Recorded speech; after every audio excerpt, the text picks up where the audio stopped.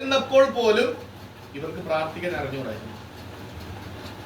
അതുകൊണ്ടാണ് യേശുവിനോട് ഇവർ ചോദിച്ചത്, കർത്താവേ, യോഹന്നാൻ തന്റെ ശിഷ്യന്മാരെ പ്രാർത്ഥിക്കാൻ പഠിപ്പിച്ചതുപോലെ ഞങ്ങളെയും പ്രാർത്ഥിക്കാൻ പഠിപ്പിക്കണം. എന്നാൽ ഇവര് പ്രയർ സെല്ലിനകത്ത് ഉണ്ട് താനും. ഒരു വശത്ത് അവർ പ്രാർത്ഥനാ സെല്ലിനകത്ത് ഉണ്ടെങ്കിലും പ്രാർത്ഥനയെ കുറിച്ച് വേണ്ടതായ ഒരു അറിവ് അവർക്കുണ്ടായിരുന്നില്ല.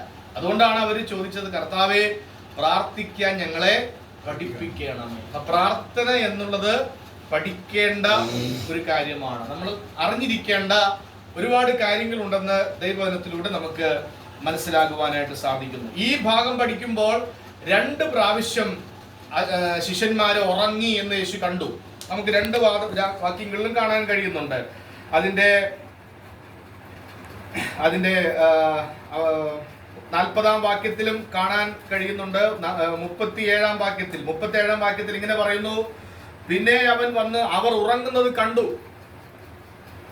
അപ്പൊ ആ ഗത്സമന തോട്ടത്തിൽ തന്നെ ഒരു വശത്ത് യേശു പ്രാർത്ഥിച്ചുകൊണ്ടിരുന്ന സമയത്ത് തന്നെ ഇവർ ഉറങ്ങി. 2ാമത്തെ പ്രാവശ്യം വീണ്ടും കാണുന്നു 40-ാം വാക്യത്തിൽ, മടങ്ങി വന്നാറേ അവരുടെ കണ്ണുകൾക്ക് ഭാരമേറിയിരുന്നത് കൊണ്ട് അവർ ഉറങ്ങുന്നത് കണ്ടു.